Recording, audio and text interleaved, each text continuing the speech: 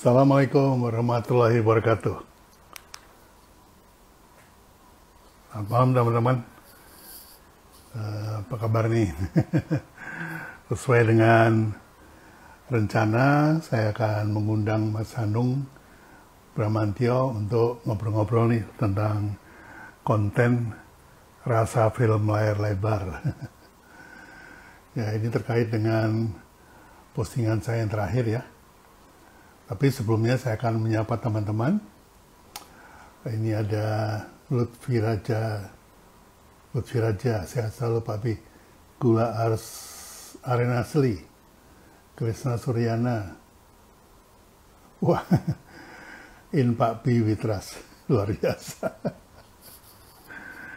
Ya teman-teman, kasih tahu ya, Anda dari mana, jadi saya bisa mengontrol apakah receivingnya bagus gitu ya. Ada Anissa Ramadona, Dias Riverna, Sarah Hitchcam, Sri Kandi, ini Makandi, Dani Suhar, dua kali disebut. Susanto Aguan, halo Pak Susanto Aguan, selalu hadir ya. Dodi Tiansa, Amron Bis, ini dari mana ya? Ada yang dari Kalteng, oh saya bacanya Kalteng, bacanya Kaleng. Kemudian dari Medan, Dani Suhar Dani. Kemudian Rok Kamfi Kalsel, Eta Ramadhani Surabaya.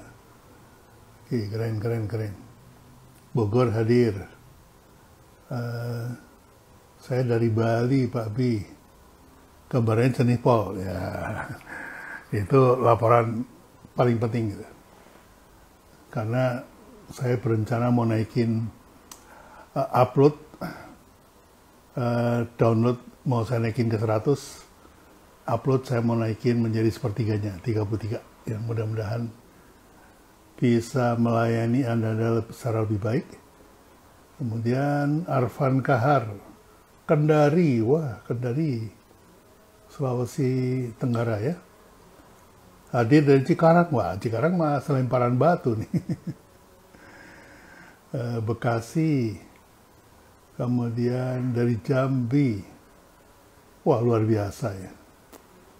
Ini jangan-jangan nih followernya Mas Hanung semua nih, pada check in di sini. Oke, Anissa Ramadhani, oh Palembang, oke. Gula Aren Asli Makassar, wah keren. Samarinda, Tegal, Tangerang, Sukabumi. Isya dulu, ya boleh silakan. Untuk Nadifa Reta ini sudah azan, monggo silakan. Saya biasanya isaknya saya tarik ke belakang. Oke. Ada lagi siapa ya? Nur Cahyo. Oke, udah cukup banyak nih teman-teman. Perdana lihat, woi, Eta Rahmadani, pertama follower baru, oke, terima kasih sudah follow. Ranaka Satecik Ngalam Boys. Ini mas semalam juga ketemu. Batam, oke. Baik, udah cukup banyak ya, 87 orang. Jadi begini,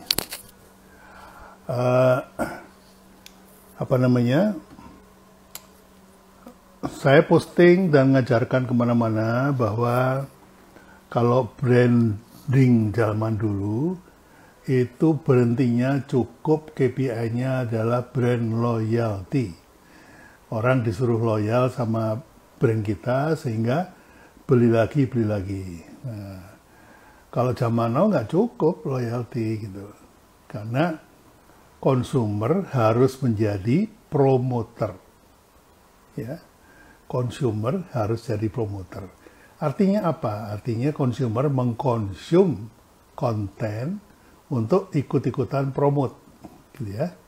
Baik konten yang berupa konten yang menarik ya, storyline yang menarik, maupun konten yang berupa pengalaman pelanggan terhadap produk kita. Nah ini, jadi teman-teman harus tahu nih bahwa zaman now itu memproduksi konten sama pentingnya dengan memproduksi produk. Ya. Mengapa? Ya karena tadi tuntutannya. Jadi consumer itu bukan cuma mengkonsum produk, tapi juga mengkonsum konten. Malah seringkali sebelum mengkonsum produknya, dia konsum kontennya dulu.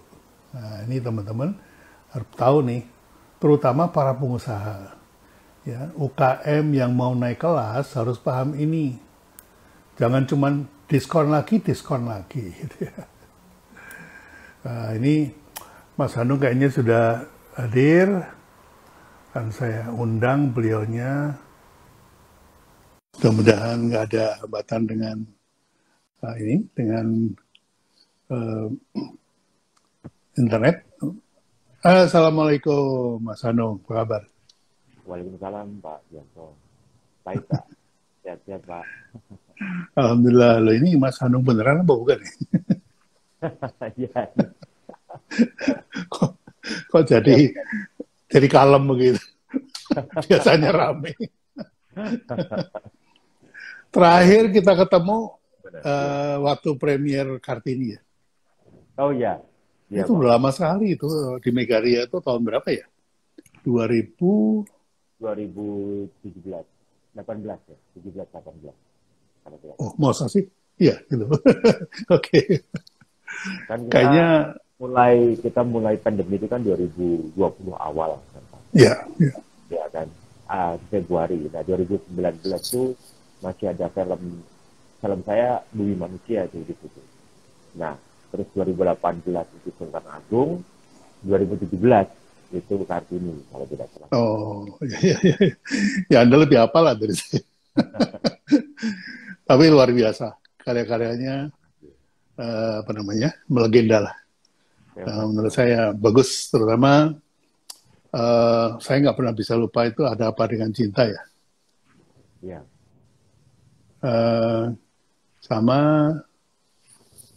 Sama ini Ainun Habibie ya, udah itulah paling top. Habibie Ainun. Iya Mas Hanung. Ini berhubung ini yang tamu saya ini Mas Hanung, jadi nggak perlu memperkenalkan diri. Oh, ayat cinta, sorry Mas tadi, bukan Ada Apa Dengan Cinta. Diingetin sama Tia.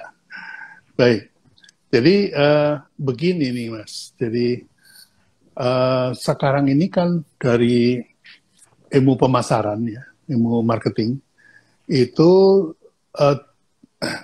sudah masuk ke dalam tahap marketing 4.0 ya. Nah 4.0 ini menyarankan bahwa konsumen itu tidak hanya mengkonsum produk, tapi juga mengkonsum konten. Itu. Nah konten yang kita tahu bahwa mengkonsum konten itu kalau kontennya bagus ya, dia dikonsum tapi kemudian diviralkan atau di share gitu. Nah, ini kan berarti tantangan untuk teman-teman konten creator ini menjadi lebih berat gitu. Nah, menurut pendapat Mas Hanung gimana nih? Keadaan ini menguntungkan para praktisi perfilman karena menurut sosial media, algoritma, itu konten yang paling disukai itu konten video, paling efektif. Gitu. Nah, monggo silakan komennya. Ya, terima kasih buat kesempatannya, teman-teman semuanya. Tadi sudah dijelaskan bahwa ini kita bicara tentang konten dan bagaimana Pak Biato ini kan juaranya create konten gitu, dan maestronya gitu kan. Saya masih ingat sekali waktu itu main ke kantornya beliau gitu kan. Jadi sebetulnya tuh apa ya?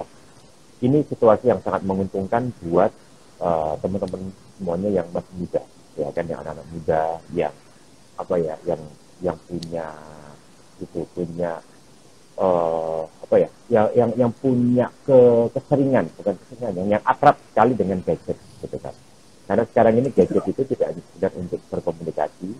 Jadi ini adalah situasi di mana anak-anak muda yang punya apa ya, yang terbiasa memegang gadget itu tuh diuntungkan.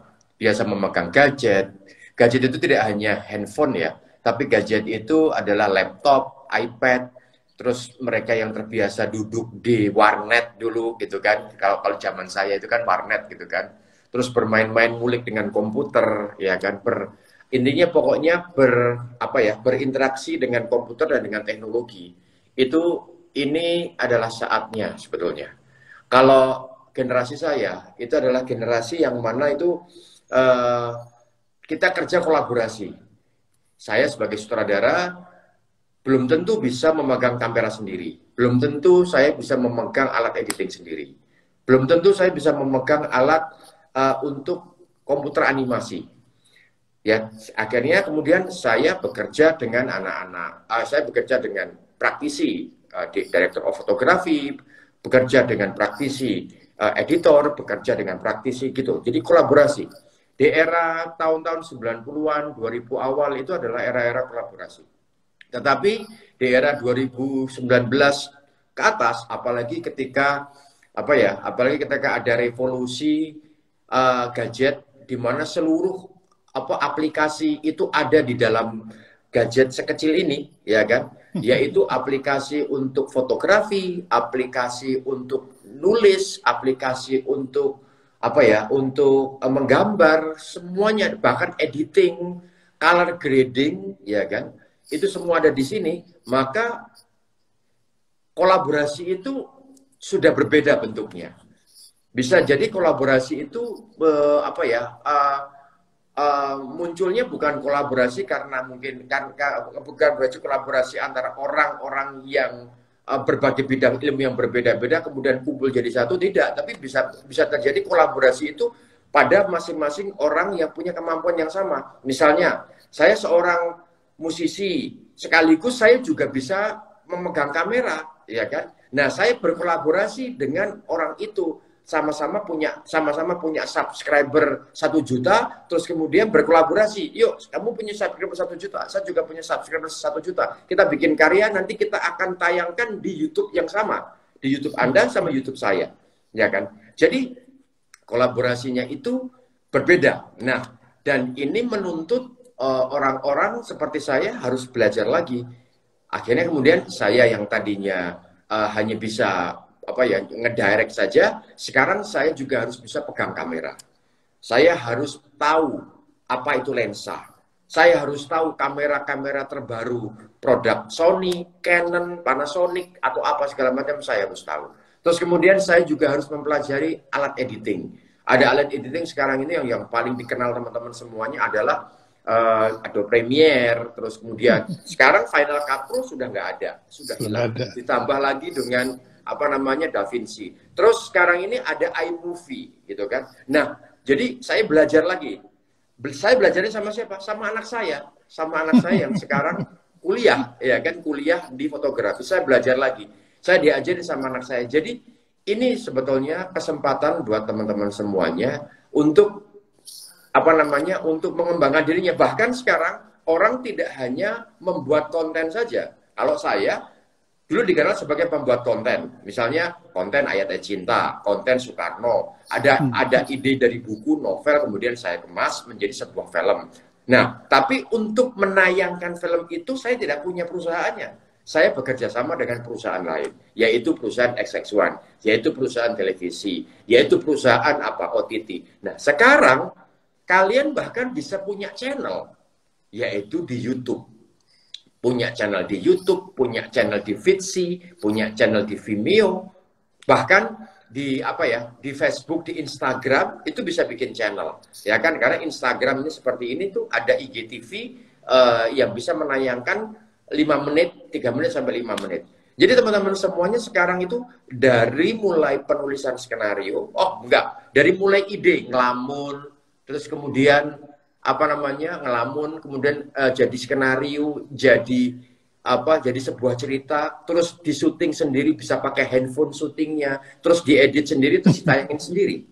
Dan itu semuanya bisa dikerjakan, tidak perlu membutuhkan studio yang besar, tidak perlu harus datang ke studio yang harganya mahal, yang itu penjaganya itu sombong-sombong sekali, tidak perlu ke sana sekarang, ya kan? Tapi sudah bisa syuting di dalam rumah, syuting di rumah teman sendiri, syuting di tetangga sendiri, itu bisa membuat film dengan cara itu sekarang sangat bisa. Dan kemudian ditayangkan di channelnya YouTube kita sendiri, tidak perlu kita ngemis-ngemis kepada programming televisi, tidak perlu kita ngemis-ngemis kepada bioskop, ya kan? Pak, ini saya punya film bagus loh Pak, tolong ditayangin segala. Udah nggak ada gitu zamannya sekarang. Sekarang semuanya udah bisa punya channel YouTube sendiri gitu kan. Nah, karena itu makanya ini adalah kesempatan teman-teman semuanya bisa terbuka lebar. Saya baru tahu, ya kan, ada seorang sinematografer, seorang videografer dengan follower subscribernya 1,5 juta subscriber. Dan setiap kali dia upload selalu penontonnya 2 juta, 2,5, 3 juta segala macam. Dan kontennya juga bukan konten receh-recehan, tapi konten yang dikemas secara sinematografis ada juga. Jadi dia membuat musik sendiri, dia kemudian membuat syuting sendiri, membuat skenario sendiri, segala macam itu dilakukan sendiri dan ditayangkan di channel sendiri.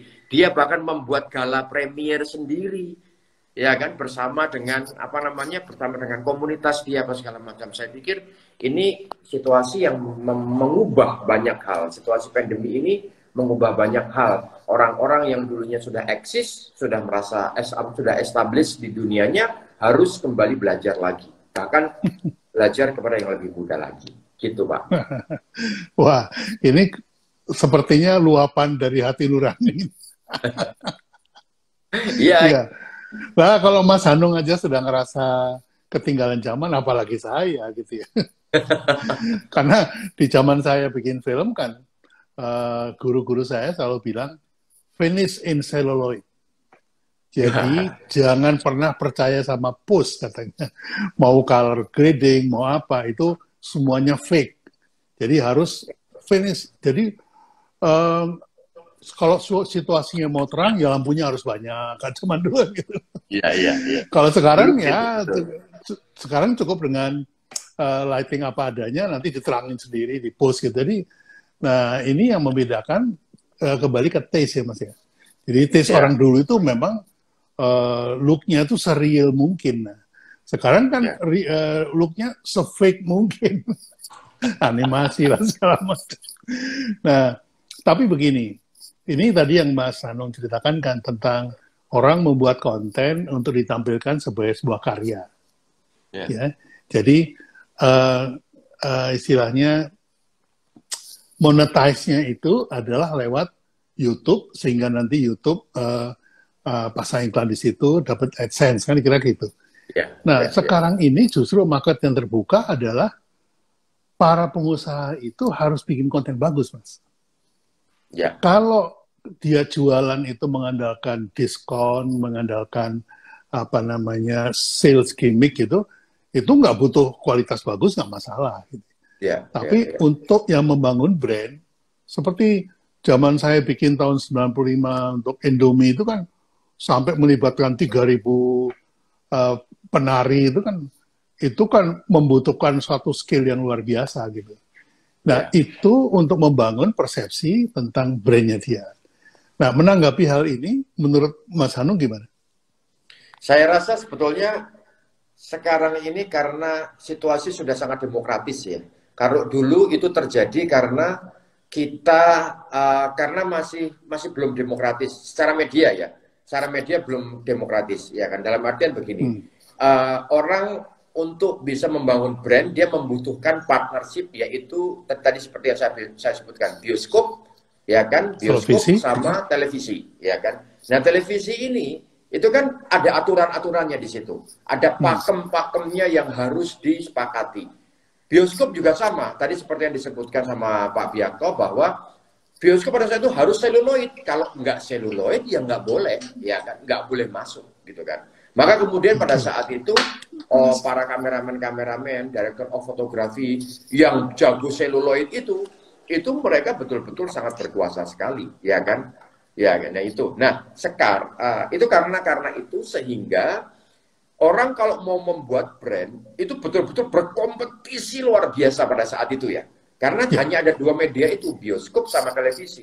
Dan televisi itu karena ada karena sangat eksklusifnya orang bisa masuk televisi karena aturan-aturan pakemnya sangat kuat, maka kemudian hanya ada agensi advertising tertentu yang bisa berkolaborasi dengan televisi, ya kan?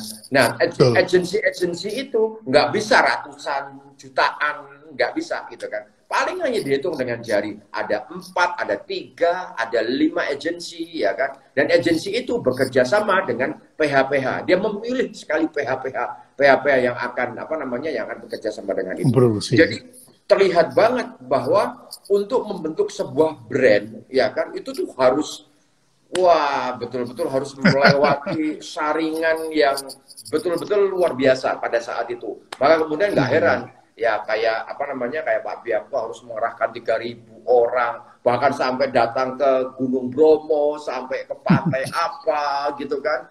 Wah, itu harus kolosal. Itu kan karena apa? Karena memang ya ketika orang nonton di TV itu harus mendapatkan sesuatu yang wow, yang harus begitu. Karena kan saingannya dengan sinetron-sinetron, saingannya dengan program-program televisi yang lain, saingannya dengan remote, segala macam gitu kan. Nah, kalau sekarang ada banyak soalnya, ada banyak lagi media-media, tidak hanya televisi dan bioskop, ada OTT, ada YouTube, bahkan YouTube saja ketika kita masuk ke halamannya YouTube, itu sudah ada banyak tayangan. Udah ada banyak tayangan di situ. Maka kemudian kayak supermarket gitu ya, produknya dicecer-cecer. Supermarket, betul-betul masuk itu kayak supermarket. Jadi yang brand yang dibangun bukan hanya sekedar mewah atau bahkan mungkin tidak perlu mewah, tapi betul-betul konten yang sangat unik, yang sangat menarik memang. Nah, ini yang susah. Bahkan saya sendiri juga nggak tahu yang menarik seperti apa. Karena begini, kadang-kadang saya pada saat buka YouTube bersama anak saya gitu kan, ada itu tayangan cuma seorang ibu-ibu menggunakan jilbab bersama anaknya joget-joget dengan lagu ondel-ondel gitu kan. Tapi penontonnya bisa 30 juta gitu kan. Saya sampai nggak tahu ini gimana ini ya gitu kan. Dan bahkan dengan dengan animasi yang sederhana sekali gitu kan. Masih mending misalnya animasi seperti Adit Sopo Jarwo gitu kan. Itu masih mending. Ini animasi yang betul-betul sangat sederhana, bahkan kita pun anak kecil pun juga bisa melakukan itu gitu kan misalnya gitu loh. Nah, tapi penontonnya kenapa bisa sampai 34 juta segala macamnya. Jadi kembali lagi kepada apa yang membuat ini semuanya bisa kontennya bagus, diminati, dan apa yang tidak, itu betul-betul sudah berbeda dengan pada zamannya saya, pada zamannya Pak Biakto segala macam.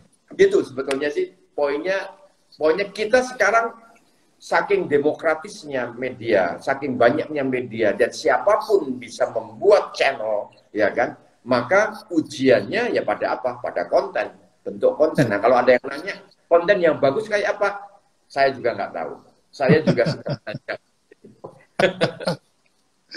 Ya, sebetulnya ada sih pakem-pakemnya itu, konten yang menarik, gitu apa saja itu dari dulu nggak berubah, Mas, karena manusianya juga nggak berubah, sifat nggak berubah, yang berubah cuma stylenya aja. Jadi menurut saya tetap terdiri atas dua. Yang pertama adalah pesannya, yang kedua adalah cara menyampaikannya. Nah, yang tadi banyak dibahas Mas Hanung kan, cara penyampaiannya ada yang cuma pakai animasi sederhana, tapi kok yang nonton 30 juta gitu ya. Mungkin kuat di pesannya gitu. Jadi ini selalu berimbang dua ini. Nah, dulu mengapa saya menjadi one man show? Ya saya yang nulis storyboardnya, saya nulis skripnya, sekaligus juga direkturnya, sekaligus editingnya gitu. Karena menjaga kesinambungan itu, Mas. Nah, ini kalau nyuruh orang, wah, susah jelasinnya, wes tak kerjain sendiri gitu. Pengalaman Mas Hanung gimana kalau ketemu yang kayak gitu? Ya, maksudnya kalau di era saya gitu kan. Ya, ya, kita ngomong era kita dulu. Oke, kalau di era saya memang apa ya? Kalau saya pribadi sebetulnya sama dengan Pak Bianco gitu kan. Saya harus belajar menulis, ya kan? Menulis skenario gitu kan. Saya harus belajar sinematografi, memegang kamera. Meskipun itu berat sekali buat saya. Maksudnya berat itu kan saya itu belajar soal diafragma itu tuh paling bego saya itu. Kalau udah ngomongin diafragma, shutter speed, apa segala macam, udahlah itu saya nilainya pasti C, No. D, atau C minus gitu-gitulah kalau di kampus. Tapi Belum saya filter lensa. mencoba untuk kuat di bidang yang lain, misalnya editing. Nah, pada saat saya kuliah, pada saat itu saya betul-betul belajar editing. Saya mengoperasikan Adobe Premiere, saya mengoperasikan Final Cut Pro itu pada saat saya kuliah gitu kan. Terus kemudian saya harus mengenal Pro Tools untuk untuk mixing apa segala macamnya, musik segala macamnya gitu kan. Jadi karena apa? Ya karena saya juga orang yang punya keterbatasan komunikasi, ya kan. Saya itu kalau menyampaikan gagasan tuh, wah ini cuttingnya kurang, daripada saya cerewet malah dibilang saya resek, ya udah saya pegang sendiri deh gitu. Nah itu sebetulnya saya melakukan itu karena saya belajar pada beberapa senior-senior. Salah satunya Dimas Jaya Diningrat gitu kan. Dimas Jaya pada saat saya direct Cinema, Dimas juga melakukan hal yang sama. Ya dia ngedirect, menjadi DOP sekaligus ngedit apa segala macamnya gitu kan. Terus ada itu Mas Eko Kristianto juga di dalam itu juga melakukan hal yang sama. Jadi saya terpacu melakukan kayaknya tuh enak gitu kan. Tapi di satu sisi saya harus membatasi diri saya Pak Bi gitu kan. Artinya betul. Saya nggak bisa terus kemudian harus expert di editing, itu nggak bisa pada saat itu karena saya harus fokus pada satu, misalnya fokus saya pada directing, itu yang harus saya kuatkan, yang lainnya hanya pendukung saja. Artinya begini, artinya ketika misalnya editornya lagi sakit gitu kan, atau editornya lagi berhalangan, saya bisa langsung mengambil alih, ya kan. Saya bisa membantu dalam tanda kutip membantu editor saya untuk menyelesaikan pekerjaannya. Gitu sebetulnya. Nah, tapi hal itu semua berubah, Pak Bi. Di era sekarang itu semua berubah. Semua bisa sendiri. Kita harus dituntut untuk sendiri. Apalagi pada saat PPKM seperti ini, ngapain Pak Bi kita? Kita berhubungan dengan editor kita di luar rumah yang berbeda. Itu juga takut terpapar, takut ini. Jadi mau tidak mau kita harus melakukannya sendiri di dalam rumah. Ngedit juga. Dan kemarin saya barusan belajar bagaimana caranya memasang LUT untuk color grading. Bayangkan itu Pak Bi. Saya tuh sampai melakukan hal itu gitu. Luar biasa Mas. Emang saya kan belajarnya dari almarhum Om Lim tuh ya, yang punya Sanggar Prativi. Mungkin pernah dengar Sanggar Prativi. Jadi dari syuting pakai film negatif 35, masih waktu itu masih 16, 35 belum banyak dipakai. 16, kemudian di convert ke positif, lalu diedit pakai standback. Masih ingat ya? Yang diputar-putar, ditarik, di sing up suaranya gitu. Kalau suaranya nggak pas, satu frame dipotong tuh Mas. Di selotip itu masih zaman. Itu saya belajar. Jadi kemudian juga rekaman, suara, dan segala macam. Jadi paham banget itu. Sehingga ketika mengoperasikan kamera juga, itu karena director itu menginginkan sesuatu yang dikenang oleh konsumennya, maka ketika close up misalnya, close up yang background-nya blur, sama close up yang background-nya terang, itu kan beda lensa, Mas. Iya. Sama-sama close up gitu ya, tapi beda lensa. Nah ini kan mau nggak mau pengetahuan kita mesti kita kalau zaman sekarang kan zoom aja mau background-nya blur tinggal diklik blur udah. Kalau dulu kan ganti lensa dulu, pakai filter segala macam. Tapi sebetulnya meskipun ada beberapa yang menggunakan sistem instan seperti itu, tapi masih ada juga beberapa yang memang menggunakan gaya sinematografi, ya kan. Jadi itu yang saya hargai banget, ya kan. Itu yang saya hargai banget, ya kan, bahwa ada memang konten-konten yang sifatnya sederhana, ya kan. Saya sebutnya sederhana karena menggunakan kamera sederhana, alat sederhana, editing sederhana, dan pendekatan yang sederhana. Tapi juga ada yang menggunakan dengan kamera yang memang betul-betul dipikirkan betul. Menggunakan kamera yang disebut konten rasa layar lebar itu, artinya yang itu ya dengan lensa yang memang proper. Meskipun saya sekali bahwa itu bukan lensa ultra prime atau lensa-lensa yang biasa digunakan di bioskop, tetapi itu adalah lensa-lensa yang sudah proper. Misalnya seperti lensa Canon, Sony, Nikon gitu kan, dengan bukaan diafragma paling kecil 1,3, 1,4. Nah, itu para videografer itu banyak sekali melakukan hal yang seperti itu gitu kan. Dan sehingga kemudian mendapatkan gambar-gambar yang luar biasa. Nah, kenapa mereka menggunakan lensa-lensa yang seperti itu, bukan lensa-lensa layar lebar? Ya karena outputnya cuma segini gedenya, ya handphone. Jadi kalau resolusinya cuma 1080 saja, itu kan, itu terlihat, wow, sangat kental sekali. Jadi kita keren, udah tebel. 4K, 2K itu nggak perlu, yang cukup 1080 udah gambarnya luar, bahkan malah bisa 1080 malah kalau ditampilkan di Instagram gitu kan malah hang gitu kan. Harus di-tone down dulu.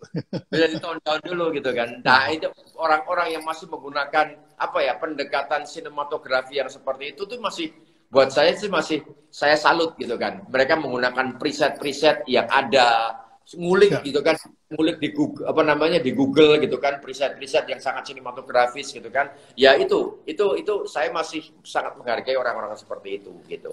Ya, karena begini Mas, di zaman saya dulu guru-guru saya kan bilang ada dua macam cara pengambilan gambar. Yang pertama taking picture, yang kedua making picture. Nah, dua ini kelihatan nih kalau mata yang sudah biasa. Wah, ini cuma just taking picture, cuma sekedar ngambil gambar gitu. Tapi tidak making picture. Karena making itu kan ada sesuatu yang ingin disampaikan lewat gambar. Nah, ini yang teman-teman suka lupa nih.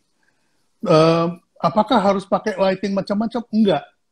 Yang penting adalah konsep dan prinsip lightingnya benar. Misalnya menggunakan backlight lebih kuat daripada pakai fill-in-nya misalnya gitu. Nah, ini kan prinsip-prinsip sinematografi ya, yang orang suka kadang-kadang mengambil gampangnya aja. Ada istilah astrada, asal terang gambar ada. Ada juga yang kayak gitu. Nah, ini gimana Mas? Karena tuntutan konten kan banyak sekali, praktisnya juga sudah banyak sekali. Nah, bagaimana membuat mereka tuh bisa meningkatkan kualitas dari kontennya itu? Nah, ini Mas Anung ada usulan apa itu? Kalau saya itu sekarang sebetulnya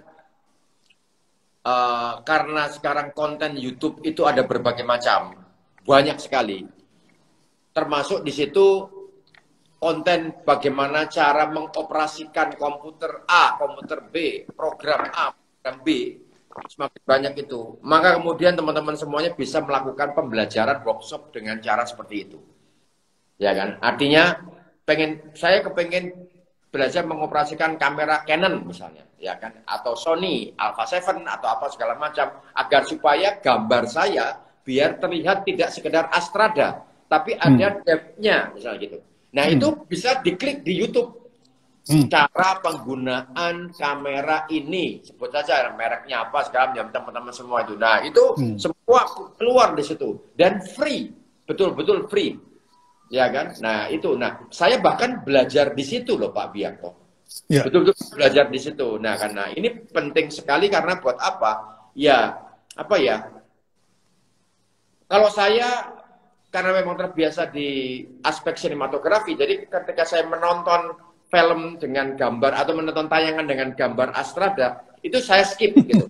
Ya kan, saya skip. Saya selalu mencari sesuatu konten atau video klip ataukah apa gitu kan, sekedar mungkin dokumenter misalnya, wawancara seseorang, tapi menggunakan pendekatan yang sangat sinematografis, saya pasti akan menonton. Jadi keuntungan teman-teman semuanya menggunakan gaya sinematografis, gaya layar lebar misalnya, kata seperti itu mendapatkan apresiasi penonton-penonton yang praktisi seperti saya, seperti Pak B gitu kan. Ya kan, artinya itu ya kan, jadi kelas tontonan teman-teman semuanya akan naik gitu kan. Tapi tidak jangan meninggalkan roots-nya, jangan meninggalkan akarnya, ya kan. Saya mengambil contoh seperti Atta Halilintar, gitu kan. Atta Halilintar itu berawalnya membuat konten receh banget, udah recehnya minta ampun, gitu kan. Ya, sampai kemudian dia mendapatkan subscriber yang jutaan. Banyak. Berapa subscriber? 28 juta kalau nggak salah sekarang ya. 28 juta. Nah, kemarin baru saja dia melaunching sebuah video klip. Ya kan? Video klipnya dibuat dengan sangat serius.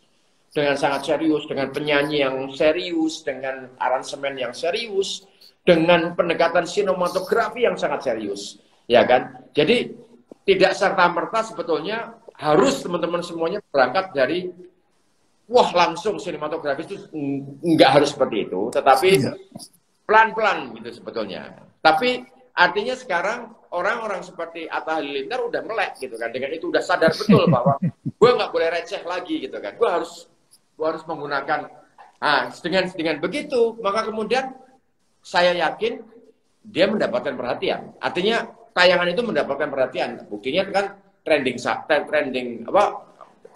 ya.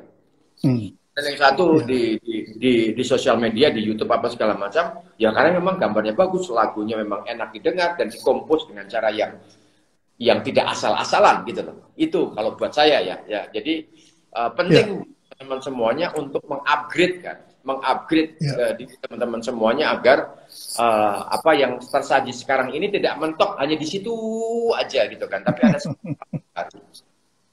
Iya, soalnya YouTube juga banyak contohnya film-film yang sifatnya tutorial masak gitu ya. Tapi karena lightingnya, kemudian kameranya, settingnya itu bagus, itu rujak cingur aja kelihatan cantik loh. Padahal rujak cingur itu kan hitam gitu ya. Nah, ini yang dikatakan Mas Hanung ini benar banget. Kalau Anda mencari ilmunya, mencari pelajarannya, itu di mana-mana ada sekarang. Anda tinggal klik aja udah, Google itu udah muncul semuanya. Tapi ketika Anda kemudian menemukan masalah yang Anda tidak lihat sebelumnya, nah itu Anda butuh coach. Karena kerjaan coach itu menemukan blind spot dari kerjaan kita. Seperti orang nyetir, itu walaupun sudah dibantu dengan kaca spion 3 biji, tetap ada bagian yang kita nggak lihat. Nah, itu seorang coach akan menunjukkan blind spotnya di mana. Nah, kemudian yang kedua, blind spot itu kan sifatnya internal. Tapi ke depan kamu akan ketemu ini, kalau kamu syutingnya begini, lightingnya begini, masalah ke depan akan seperti ini, itu butuh mentor. Karena kalau coach itu hanya bisa menyelesaikan blind spotnya saja, tapi tidak bisa melihat ke depannya ini masalahnya apa. Gitu. Nah, kemudian yang terakhir adalah konsultan. Contohnya misalnya, kalau Anda nyetir, 2 km lagi akan ada polisi tidur. 5 km lagi akan ada jembatan rusak. Nah, si mentor maupun coach nggak bisa betulin jembatan rusak karena butuh keahlian khusus. Nah, ini butuh konsultan khusus betulin jembatan. Nah, jadi ada 4 level sih Mas emang. Kalau yang tutorial itu banyak sekali. Itu tinggal googling ketemu. Coach ini Anda harus belajar sama orang yang pengalaman. Pengalaman menemukan blind spot. Mentor sama. Pengalaman yang bisa melihat ke depan. Nah, konsultan itu Anda butuhkan yang memang ahlinya. Gitu. Kayak tadi Mas Hanung misalnya, saya butuh apa namanya, orang bergelayutan di atas pakai rig gitu. Nah, Anda butuh ahlinya tuh untuk tukang rig yang benar itu gimana gitu. Nah, itu kita butuh konsultan. Jadi teman-teman kalau belajar itu jangan salah ya. Ada 4 ini yang mesti dipelajari. Nah, saya Mas Hanung itu bisa coaching, bisa mentoring, bisa juga consulting. Menurut Mas Hanung gimana? Ya, saya pikir itu betul ya, Papi, bahwa kita tidak cukup hanya belajar dari tutorial saja. Karena yang harus disadari oleh teman-teman semuanya itu adalah di tutorial tidak pernah dibahas tentang administrasi kerja. Ya, administrasi kerja itu bukan kontrak, bukan negosiasi uang, bukan itu. Tapi administrasi kerja itu misalnya ketika orang melakukan penulisan skenario saja, gitu kan. Itu harus dimulai dari logline dulu. Dimulai setelah logline, baru kemudian setelah itu adalah basic story.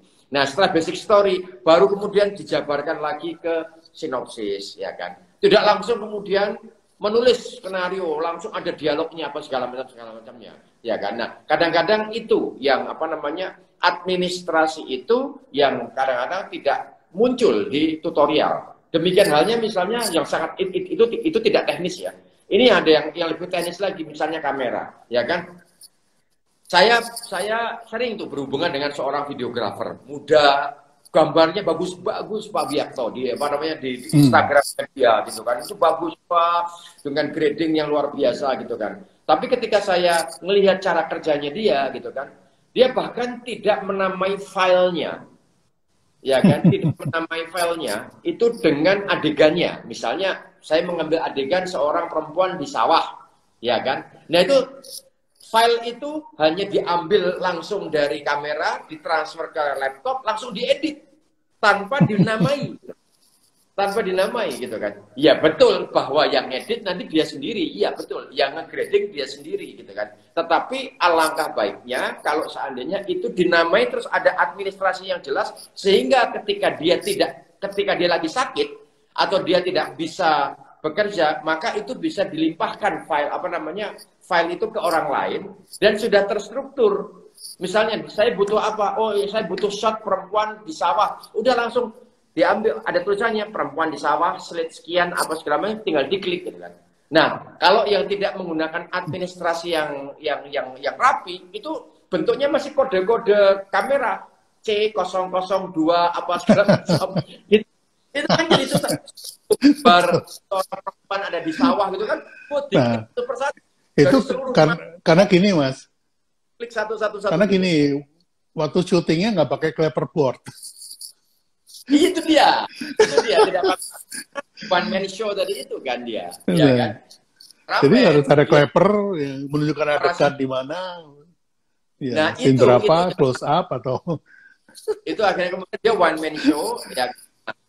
Dia jago mengoperasikan kamera, dia jago melakukan editing, ya kan. Tetapi kemudian berkomunikasi dengan cara admin tadi itu sebetulnya cara kita berkomunikasi seandainya keadaan kita tidak memungkinkan untuk bekerja lagi karena satu hal. Misalnya tiba-tiba kita kena COVID.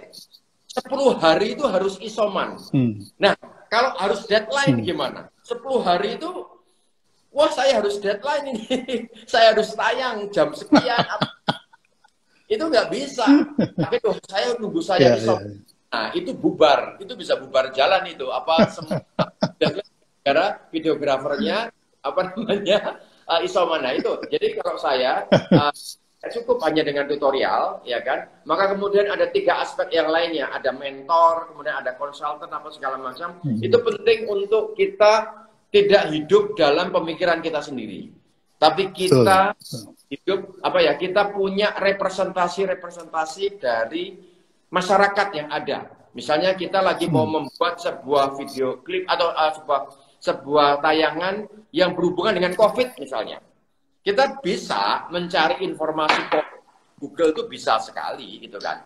Tetapi alangkah baiknya kalau kemudian ada konsultan yang tahu, yang akan melakukan mentorisasi ke kita untuk masalah COVID, sehingga pada saat kita membuat film tidak salah. Gitu. Kadang-kadang maskernya, gitu kan, cara menggunakan masker, saya pernah itu Pak Bib bikin film pendek, ya kan, judulnya Positif, teman-teman bisa tonton di YouTube saya di The Brahmantus itu. Nah itu ada adegan, ya kan, itu maskernya salah. Saya menggunakan masker scuba, aktor saya menggunakan masker scuba, padahal masker itu sudah tidak diperkenankan lagi karena bukan masker yang sehat, gitu loh. Nah, masker scuba itu dipakai oleh seorang aktor yang sedang berperan sebagai Satgas COVID. Nah, nggak mungkin itu. Itu jelas nggak mungkin. Meskipun punya bagus, warnanya bagus, apa segala macam, tetap mungkin buat penonton awam tidak, tapi buat dokter, nakes, apa segala macam ketika nonton film itu menjadi tidak believe, menjadi tidak, wah ini yang bikin asal ini, gitu loh. Bisa seperti itu. Jadi bisa menurunkan kadar penonton kita. Tadinya penonton kita mungkin bisa para nakes-nakes, para dokter-dokter itu nonton tayangan kita, tapi karena kita tidak menggunakan cara yang benar pada saat penggunaan itu, maka kemudian ya kan mereka jadi ilfil, nggak usah nonton film, hilang semuanya penonton kita, gitu maksud saya. Jadi penting kalau buat saya apa yang tadi dikatakan Pak Bi, 4 hal itu, tutorial, kemudian konsultan, mentor, sama satu lagi tadi apa Pak Bi? Mentor, coaching. Ya. Itu sebetulnya. Tutorial, coaching, mentor, sama konsultan. Nah, orang itu menganggap coach itu sama dengan coach sepak bola, Mas. Coach sepak bola itu dia menentukan strategi, menentukan pemain pertama siapa, 45 menit di review, perlu ganti permainan strateginya atau pengganti pemainnya. Jadi seolah coach itu udah menyeluruh, padahal enggak. Coach itu hanya menunjukkan blind spot saja. Nah, untuk mengatur permainan segala macam dibutuhkan mentor. Karena apa? Karena coach tidak bisa menjadi coach kalau nggak pengalaman. Tidak bisa menjadi mentor kalau nggak pengalaman. Tidak bisa menjadi konsultan kalau nggak punya keahlian dan pengalaman. Jadi tiga-tiga ini dibutuhkan. Tapi kalau pelajaran itu jangan kata orang yang baru baca di Google bisa ngajar. Tapi Google sendiri juga itu free, artinya belajar itu bisa dari siapa aja. Kalau menurut saya gitu, Mas. Nah, yang dikatakan Mas Anung tadi, itulah gunanya art director, gunanya set director, gunanya lighting director, itu semua adalah para konsultan sebetulnya. Konsultan, misalnya ada food stylist ya, kalau kita lagi bikin iklan buat food gitu kan, saya terutama nih, klien saya food semua. Itu saya pasti pakai food stylist. Dari mulai Mbak Siska, siapa lagi itu, yang ngetop itu sekarang udah pada punya acara di TV itu. Itu dulu food stylist saya. Jadi kita butuh konsultan ahli khusus untuk menyiapkan itu. Lalu sekarang makanannya ini untuk dimakan atau hanya untuk kelihatan bagus? Kalau kelihatan bagus tuh Mas jangan kaget kalau disemprot-semprot pakai pilok segala macam. Jadi, nah itu memang teman-teman harus sedetail itu. Ini kalau, nah Mas tertarik nggak untuk ngajarin yang muda-muda ini hal-hal yang seperti ini? Sebetulnya saya pernah bikin workshop untuk video production gitu ya, sama tim saya lah, ada Wida, ada Arya, kemudian ada produser saya ya. Tapi pada saat itu belum disadari betul gitu. Saya sudah melihat bahwa ke depan konten itu harus berkualitas. Nah, menurut Mas Hanu gimana? Tapi itu itu bukan kemudian sekolah formal ya, yang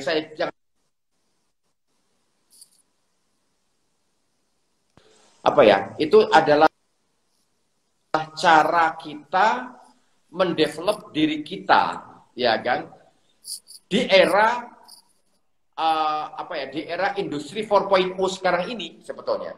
Jadi jangan salah sangka, jangan teman-teman semua merasa bahwa wah yang dikatakan Hanung sama dikatakan Pak Bi itu adalah orang-orang kita harus sekolah formal gitu. Enggak, sebetulnya bukan. Teman-teman bisa melakukan itu dengan sendirinya. Maksudnya secara autodidak itu bisa melakukan itu. Maksudnya ngelihat, tapi tidak cukup hanya sekedar tutorial, itu maksud saya gitu. Tidak cuma sekedar tutorial, tapi membutuhkan mentoring tadi, membutuhkan coaching tadi, membutuhkan konsultan tadi itu sebetulnya. Nah, kalau tadi pertanyaannya Pak Bi, kan apakah saya bersedia atau segala macam, insya Allah Pak Bi, kita bisa. Siap.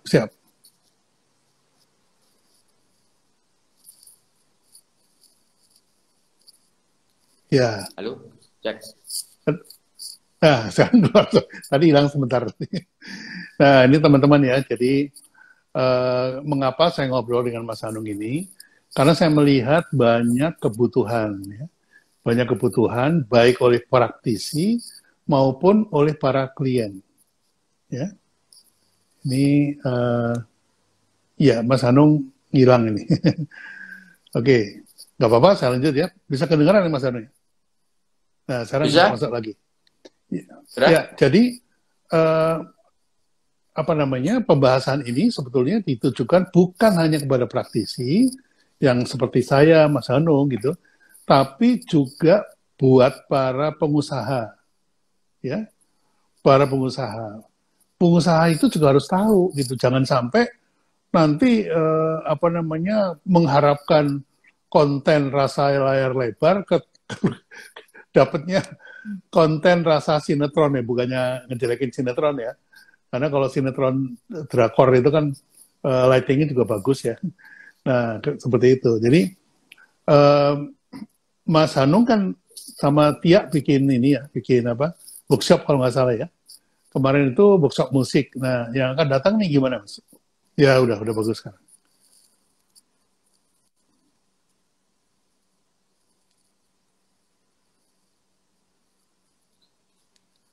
Ya, mungkin gini, Mas Hanung keluar dulu, nanti saya invite lagi.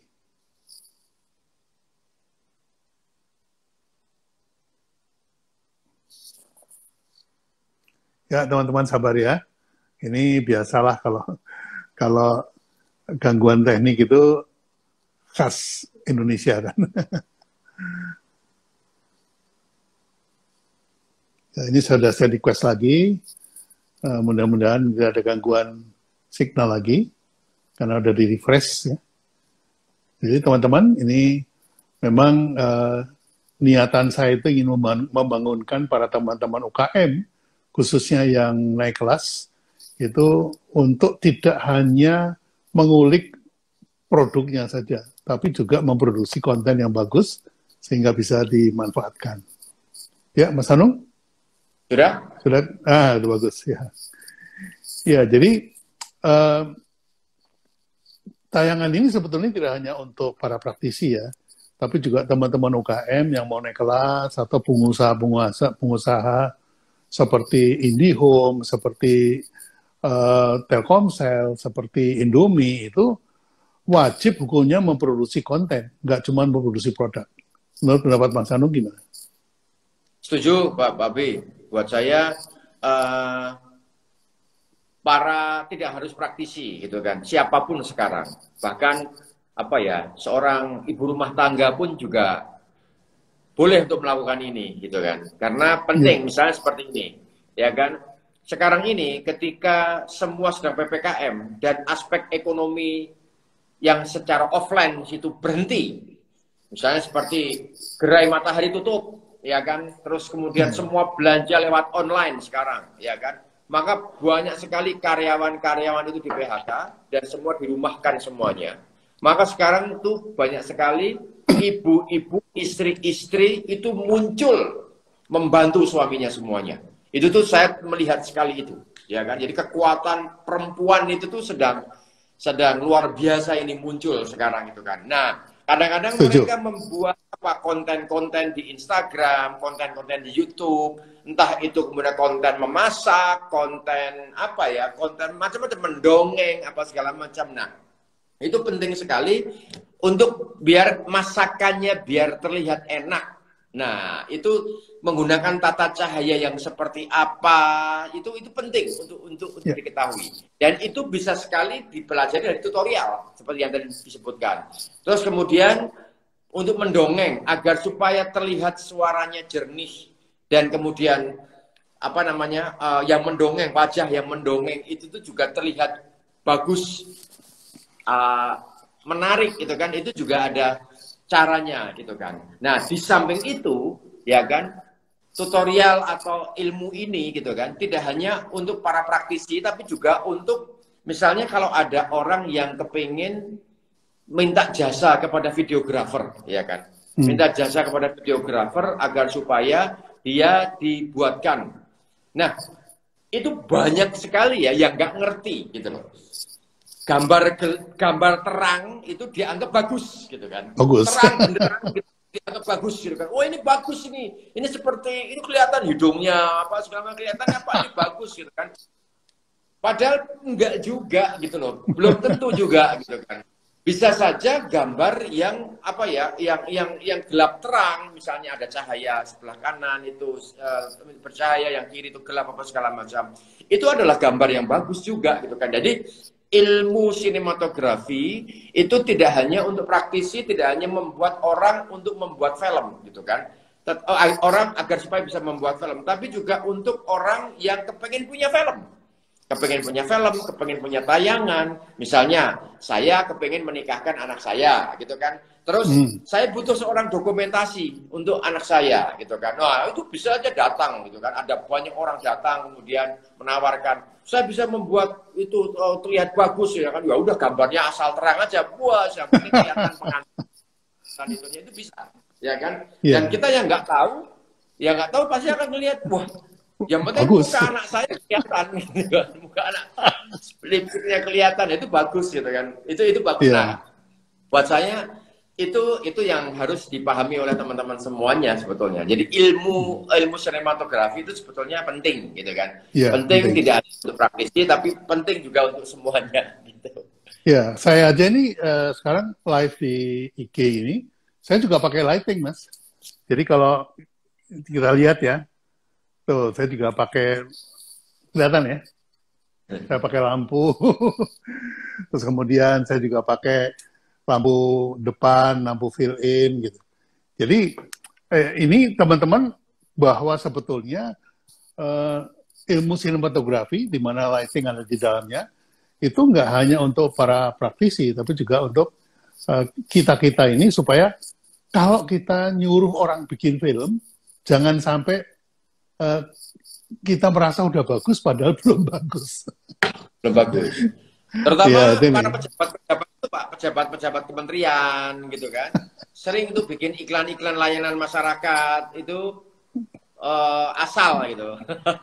Iya, betul. Sangat asal sekali ya kan. Ya mungkin PH-nya PH koneksi mereka sendiri itu Pak, berarti. Ya kan. PH bikinan barusan semalam. Barusan semalam karena ada proyek, wah ada proyek kita bikin PH yuk, gitu kan. Gitu. Iya kadang-kadang karena memang banyak freelancer ya, jadi udah cabutin aja. Kameramen siapa, lighting man siapa, ini siapa gitu, tanpa memperhitungkan sinergi daripada tim itu. Saya punya tim itu sudah dari tahun 95, Mas. Itu kerjanya ya sama dia terus gitu. Sehingga saya nggak ngomong aja dia udah tahu Pak Bim maunya apa. Ini adegan ini, oh dia tahu lensanya Pak Bim maunya pakai 80 atau pakai 35 atau pakai 1,2 tadi. Udah tahu dia mau pakai vario lens atau mau pakai fixed lens, itu udah tahu. Jadi karena chemistry-nya udah dapet, Mas. Nah ini yang seringkali saya lihat kalau di PSA dari kementerian itu nggak ada itu. Nggak kelihatan untuk chemistry-nya itu. Lain dengan timnya Mas Hanung yang sudah terbiasa. Nah, ini kita sampai 20-30. Ini masih sempat ini ya, menanggapi pertanyaan nih Mas ya. Ya, jawab. Ya. Oke, silakan kalau mau yang tanya jawab. Oh, Tia komen.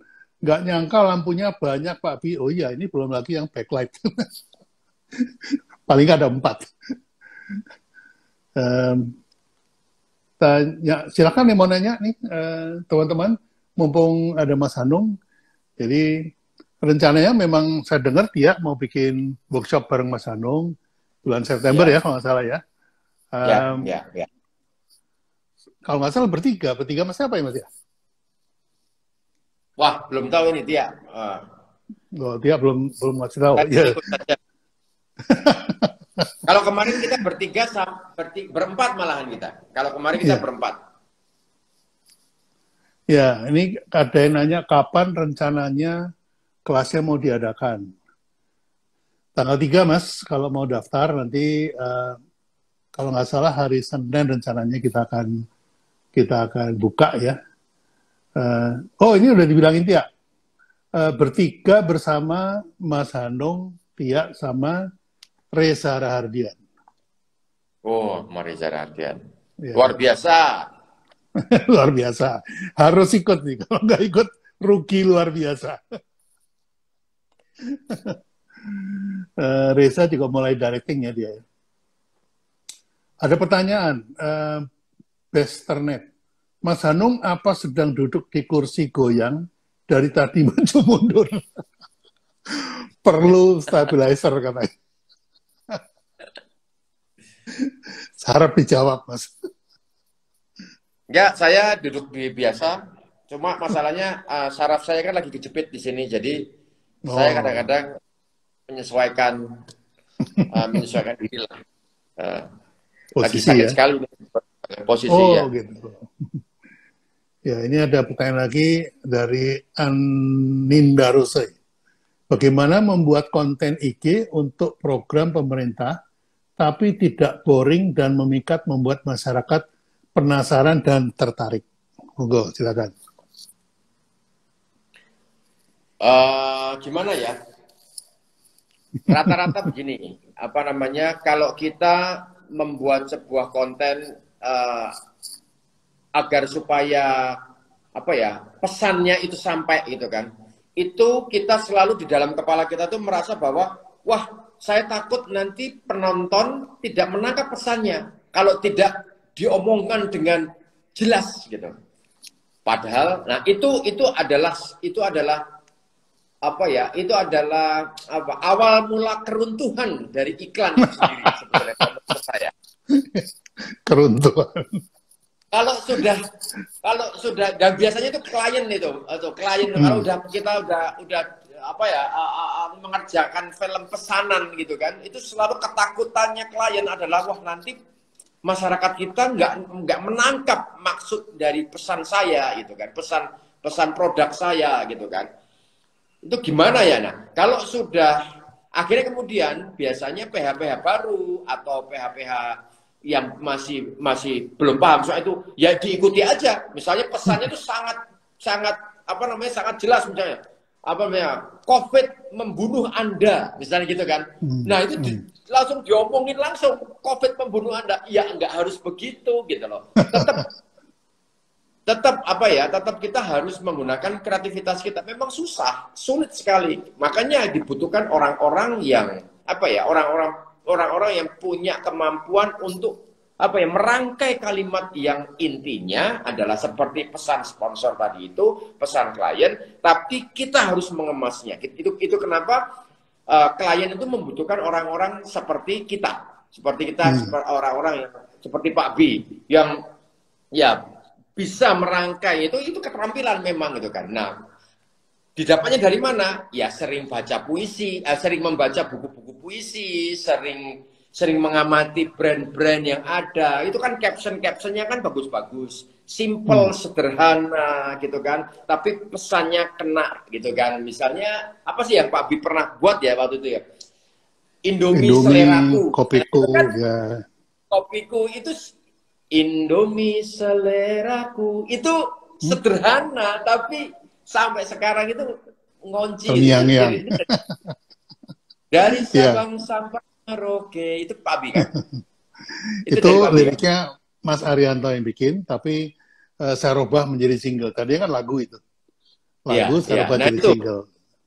Nah itu, saya yakin itu kan kliennya itu pasti saya mau Sarimi atau Indomie ini orang tuh jadi seleranya masyarakat gimana ya caranya. Itu selalu ada pesan seperti itu. Jadi itu pertama ya, pesan itu kan ketika kita tidak bisa merangkai pesan dengan baik, yang muncul adalah pesan yang dikelihatkan sekali. Nah, itu adalah awal keruntuhan dari tayangan teman-teman semuanya gitu kan. Itu satu. Kemudian yang kedua, kalau saya kadang-kadang kita mendirect aktor karena kita takut bahwa pesan itu tidak sampai, maka menjadi aktor itu jadi boneka.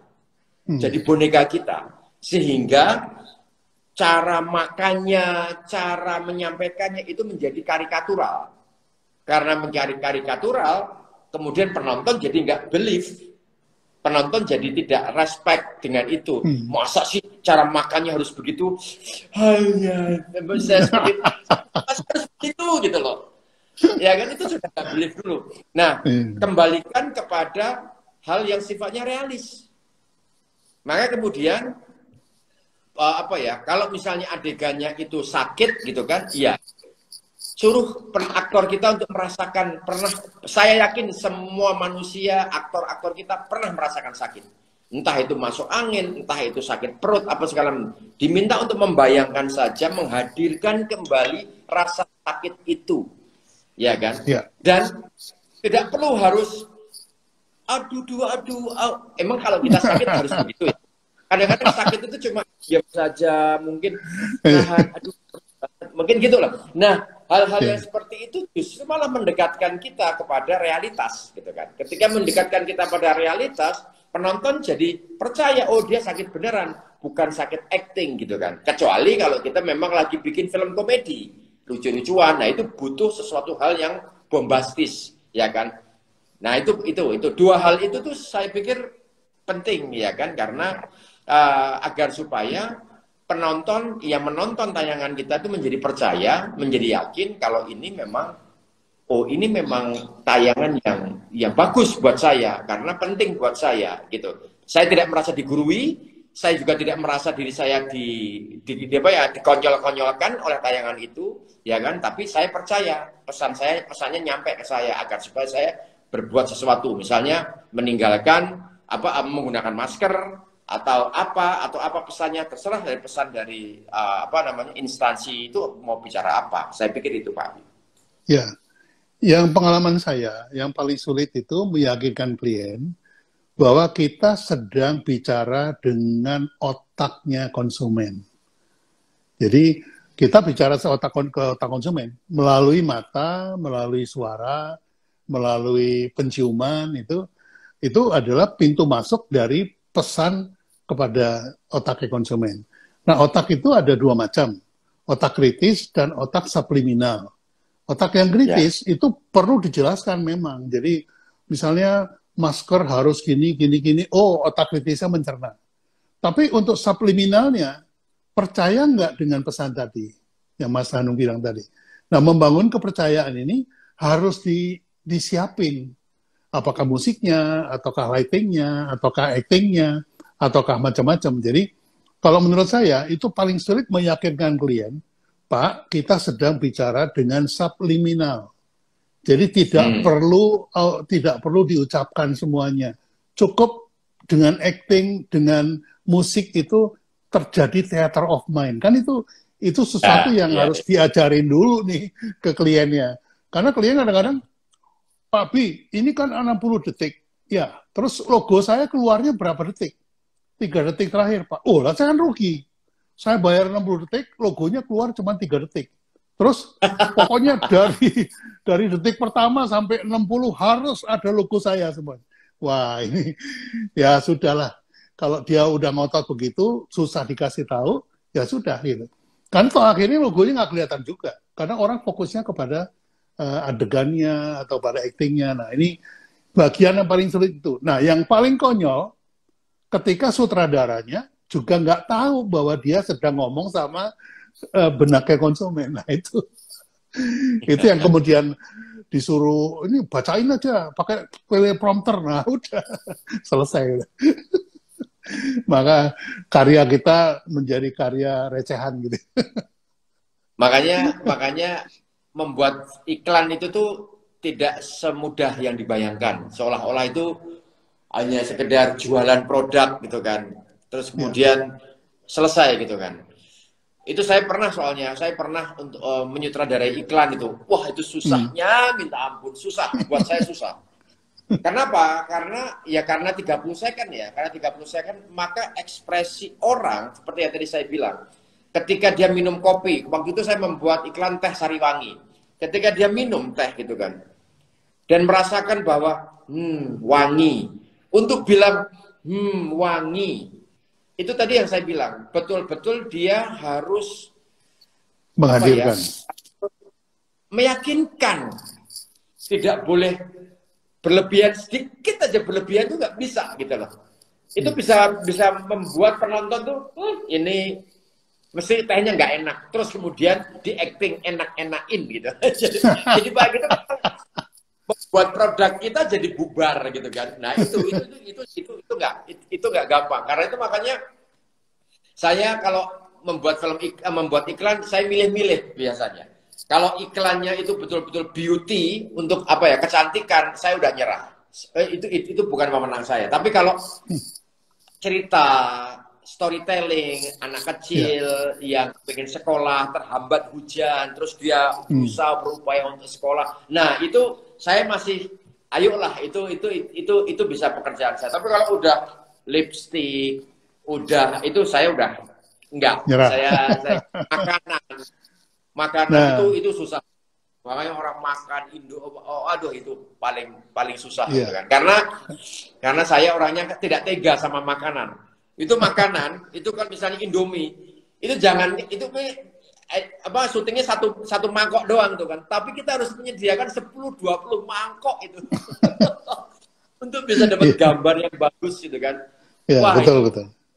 Betul kan Pak Bia itu. Nah, kadang-kadang saya selalu tega itu makanan dibuang, itu pasti dibuang, nggak mungkin dimakan lagi karena kan ditaruh air dan cari asapnya, nanti dikasih obat kimia biar kelihatan asap gitu kan. Itu kan nggak mungkin dimakan. Kalau dimakan akan jadi racun. Nah, gitu-gitunya itu butuh sesuatu hal yang memang sangat sangat detail gitu loh. Ya. Memang saya juga pernah dimintain untuk bikin film layar lebar, film panjang 1,5 jam gitu. Saya nggak sanggup. Karena apa? Karena ibarat kalau zaman dulu ada surat cinta, ada telegram. Ya. Kalau surat cinta itu kan sepanjang mungkin tuh ceritanya.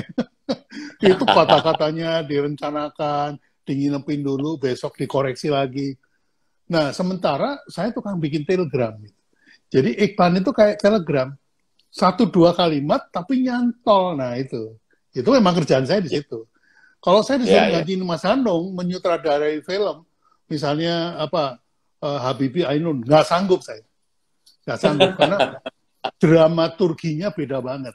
Dramaturgi 30 detik dengan dramaturgi 2 jam, itu beda banget. Itu harus ada, kalau saya dulu bikin komik, itu ngebet 8 halaman, itu harus sudah ganti adegan. Kalau 8 halaman belum ganti adegan, orang boring. Nah, kayak gitu. Itu kan ada dramaturgi yang berbeda. Gitu. Nah, ini ya kita saling menghargai lah ya. Kalau saya menghormati Mas Hanung sebagai sutradara dramaturgi panjang. Kalau saya nggak bisa. Saya sutradara dramaturgi pendek aja. Nah, gimana tanggapan Mas Hanung untuk teman-teman yang bikin konten? Ya itu maksud saya semua punya spesifikasinya Pak Bim, punya keahlian masing-masing gitu kan. Ini saya yakin ini beberapa pertanyaan-pertanyaan ini cukup menarik nih Pak Bim yang ada di sini nih. Ya, seperti contoh silakan. BUMN tips memvisualkan keunikan sebuah pesan tanpa menggunakan banyak kata-kata yang mengandung stopping power. Nah, ini Pak Bim yang bisa menjawab ini. Ya justru kalau nggak mau menggunakan kata-kata yang panjang, stopping power-nya jangan pakai kata-kata. Stopping power-nya pakai gambar bisa, pakai adegan bisa, pakai acting bisa. Jadi nggak harus semuanya itu dikatakan. Nah, problemnya itu. Karena apa? Karena orang-orang yang di pemerintahan itu kebanyakan kan politisi, Mas. Nah, politisi itu biasanya kerjaannya itu kan bicara gitu. Jadi kalau nggak diucapkan itu kok kayaknya nggak dong gitu. Nah, ini problem ini. Memang demikian. Jadi ya teman-teman harap paham aja gitu ya. Memang itu karakter dari ininya, lembaganya gitu. Gitu, Mas. Oke. Sebentar. Ini ada Tapi juga ada yang ya. Yang mana, Mas? Konten yang menurut saya agak norak. Wah. Kalau konten yang menurut saya agak norak, tapi ngunci seperti iklan kulit manggis, itu good katanya. Nah, gimana nih, Pak? Menurut saya tergantung target marketnya ya. Kalau target marketnya memang butuh norak, ya pasti dimakan sama dia. Tapi kalau untuk yang nggak suka norak, pasti nggak dimakan. Jadi itu tergantung dari message, tergantung dari target atau persona lah, anak sekarang bilang ya. Target personanya itu membutuhkan warna aja misalnya. Kalau yang kelas atas itu warnanya harus soft gitu ya. Kalau yang kelas bawah harus marong gitu kan. Merahnya yang ngejreng, hijaunya ngejreng gitu kan. Kalau perlu warna stabilo kan gitu. Nah ini kembali kepada siapa kita bicara. Gitu sih, Mas. Sesuai target market, betul. Ya. Oke. Kalau menurut saya, kalau memang mau norak, ya norak sekalian, dan itu menjadi bagian dari konsep, gitu. Ya, betul. Kan ada itu, berusaha untuk tampil elegan, berusaha untuk tampil kaya, tetapi pemahaman kreatornya nggak paham tentang kaya itu kayak apa. Belum pernah kaya. Belum pernah kaya atau tidak ada riset tentang kaya, gitu loh. Ya kan? Nah, itu yang membuat jadi norak, itu kan. Kalau buat saya norak itu bukan tampilannya yang norak karena memang karena warna-warni ngejreng bukan seperti itu, tetapi karena memang norak itu karena ketidaktahuan. Tadi itu misalnya ketidaktahuan klien bahwa ini iklan itu untuk membangun theater of mind. Itu kan klien itu nggak paham dengan itu. Nggak ngerti. Taunya gue bayar 300-400 juta sampai 1 M. Buat apa kalau logo gue hanya 3 second doang keluar? Buat apa? Nah itu udah, waduh. Repot itu Pak Bi, gitu kan. Iya, betul, ya, kan? betul. Masa seluruh iklan 30 second isinya logonya dia doang dan diulang-ulang lagi. Jeng, jeng, logo. Itu, waduh. Nah, ini Mas. Itu susahnya. Jadi buat saya norak itu bukan kepada warna gitu kan, bukan kepada tampilan, tapi norak itu sebenarnya kepada ketidaktahuan sutradaranya, filmmakernya atas apa yang sedang dibuat. Ya, itu sih Pak. Itu masalah ya. Nah, saya kan tukang bikin film pendek ya. Sementara kan Mas Anu tukang bikin film panjang. Nah, ibaratnya saya tukang bikin celana pendek, Mas Anu tukang bikin celana panjang kan gitu. Sementara zaman sekarang konten itu tanggung, Mas. Ya, konten itu nggak pendek, nggak panjang, bisa 20 menit, bisa 10 menit, bisa 7 menit gitu ya. Jadi kan kayak bikin celana kuntung nih. Celana kuntung kan tanggung ya. Dipakai ke sumur basah, dipakai ke pesta kependekan gitu. Nah ini bagaimana menyikapinya gimana nih Mas? Itu di konsep copywriting-nya atau storyboarding-nya atau gimana? Wah, kalau itu emang yang terjadi sekarang. Seperti yang tadi dibilang sama Pak Bi bahwa ini eranya itu sudah berubah, maka kemudian harus ada penyesuaian gitu kan. Maka nggak ada pendek, nggak ada panjang, tapi ada nanggung gitu kan. Saya itu baru tahu, karena tidak pernah saya itu pelajari di IKJ atau di sekolah film saya, bahwa sekarang ini kalau membuat film harus membuat tayangan di YouTube, konten apapun, mau film pendek, mau itu statement begini atau mau apa segala macam, itu kalau bisa di atas 7 menit. 7 sampai 10. Lebih dari itu, kalau tidak menarik kontennya, akan di-skip, ya kan? Kenapa harus 7, di antara 7 jam 10? Karena kalau di bawah 7, kita tidak akan mendapatkan AdSense. Tidak bisa mendapatkan iklan, gitu kan? Artinya berarti tidak bisa kita monetize, ya kan? Rugi dong. Kita udah bikin capek-capek. Misalnya Pak Abi bikin 30 second sampai 1 menit. Biasa bikin seperti itu kan. Saya biasa bikin 2 jam gitu kan. Tiba-tiba suruh bikin cuma 10 menit, 7 menit kan nanggung gitu kan. Itu gitu kan. Nah, terus kemudian ada yang namanya teori bahwa film sesungguhnya, durasi film sesungguhnya itu cuma 5 menit. Kenapa cuma 5 menit? 5 menit pertama film kamu tidak meyakinkan, tidak bagus, tidak membuat penonton tertarik, jangan berharap penonton akan melanjutkan di 5 menit berikutnya. Demikian halnya ketika 5 menit berikutnya tidak menarik, jangan berharap penonton melanjutkan di 5 menit berikutnya, 5 menit berikutnya, 5 menit berikutnya. Coba sekarang teman-teman semuanya, kalau nonton Netflix ya, setiap 5 menit kalian pause, tek, itu pasti kentang. Pasti ada sesuatu hal yang, ada informasi baru. Coba buktikan ungkapan saya ini. Nah, itu teorinya, itu setiap 5 menit harus ada happening, ya kan? Nah, tapi sekarang, Pak Bi, nggak bisa 5 menit, kepanjangan, Pak. Sekarang ini, 1 menit harus ada something.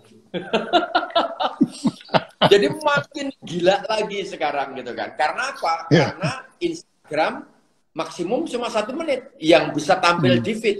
Lebih dari itu jadi IGTV. Kalau IGTV berarti harus klik lagi, gitu kan. Jadi 1 menit itu harus membuat semacam konten yang memang menarik. Itu kalau mau tampil di feed, ya kan. Kalau mau tampil di IG story itu hanya 15 second. Jadi misalnya kalau saya sedang menawarkan produk, halo teman-teman semuanya, tolong pakai produk ini, salon pas, itu kalau lebih 1 detik di IG story itu akan ada akan ada 2 halaman, 2 wall, 2 page gitu loh. Dan itu tidak menjadi tidak menarik gitu kan.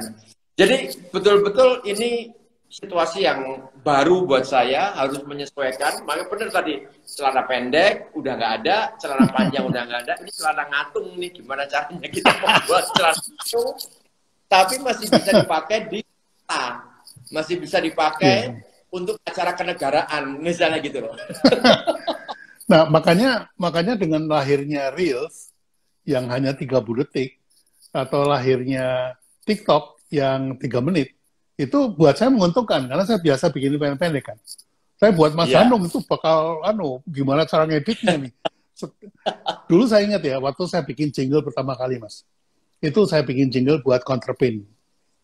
Itu saya ngundang Elva, almarhum, dari Bandung, saya taksiin, saya taruh di kos-kosannya dia untuk bikin iklan 30 detik, jingle 30 detik. Saya bilang sama Eva, konstruksinya gini ya, 3 detik pertama intro, kemudian kontennya selama 24 detik, 3 detik terakhir koda. Dan koda itu harus jadi jinglet yang nanti menyampaikan tagline. Itu dia bingung, Mas. Dia boleh juara di mana-mana gitu ya. Tapi begitu ketemu jingle pendek, dia bingung. Dicoba lagi sampai akhirnya dapat gitu. Nah, begitu dapat ketemu polanya. Wah, saya malah nggak kebagian Elva karena diambil sama Unilever. Makanya saya kemudian ngajarin Tia. Tia itu dari SMA, Mas. Sudah saya suruh bikin jingle. Karena apa? Elva udah gak kebagian waktu. Itu ceritanya. Menarik. Tapi memang Pak, kalau yang namanya pengajar, itu kita harus rela, ya toh. Harus rela, kucing yang sudah menjadi harimau tadi itu, ya sudah. Ya sudah, kita apa? Menjadi harimau menikmati. Baik, Mas Hanung, ini sudah tinggal 2 menit lagi, 3 menit lagi. Kita harus akhiri. Silakan Mas Hanung memberikan closing statement buat teman-teman yang pengen bikin konten tapi pakai teknologi atau teknik-teknik layar lebar. Monggo, silakan. Buat teman-teman semuanya, ya sekali lagi bahwa ini adalah dunia yang sudah terbuka lebar. Ya kan, teman-teman tidak hanya dituntut untuk tidak hanya sebagai kreator, tapi teman-teman juga sekarang dituntut untuk menjadi pemilik televisi, pemilik konten. Ya kan, karena YouTube itu sudah sangat menjadi tontonan sehari-hari. Bahkan tontonan anak-anak saya itu sekarang adalah tontonan bukan TV kabel lagi, bukan Disney lagi, tapi YouTube, betul-betul YouTube. Dari situ kemudian anak-anak saya, ya kan, itu jadi tahu tentang upacara ogoh-ogoh di Bali, jadi tahu tentang lagu ondel-ondel, jadi tahu bahkan sampai lagu-lagu yang ada di Korea, kemudian K-pop segala macam itu tahu itu gara-gara YouTube. Jadi teman-teman semuanya, ini saatnya buat teman-teman semuanya untuk mengembangkan diri teman-teman semuanya. Karena membuat film sekarang sudah bukan monopoli para pelajar-pelajar, mahasiswa-mahasiswa film.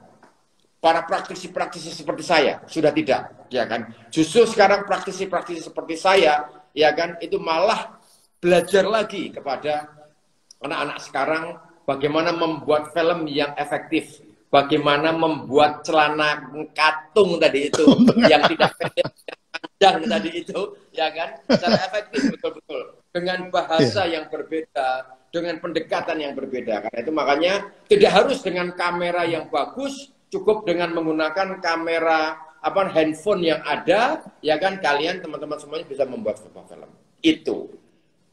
Ya, baik. Terima kasih banyak Mas Hanung. Mudah-mudahan ini IKI Live kita yang perdana, mudah-mudahan disusul dengan topik-topik selanjutnya yang lebih menarik, ya. Jadi teman-teman, Mas Hanung ini adalah sutradara, orang praktisi film, kelahiran dari akademi. Kalau saya itu dari jalanan. Jadi ini ada dua contoh, ya. Saya membuktikan bahwa tanpa ikut kuliah, istilahnya Mas Hanung tadi, Anda juga bisa melatih skill, ya, melatih taste, melatih skill dan segala macam. Ini dari saya. Sekali lagi terima kasih banyak Mas Hanung, terima kasih banyak teman-teman perhatiannya. Saya sudahi sampai di sini. Wabillahi taufiq wal hidayah. Wassalamualaikum warahmatullahi wabarakatuh. Waalaikumsalam warahmatullahi wabarakatuh.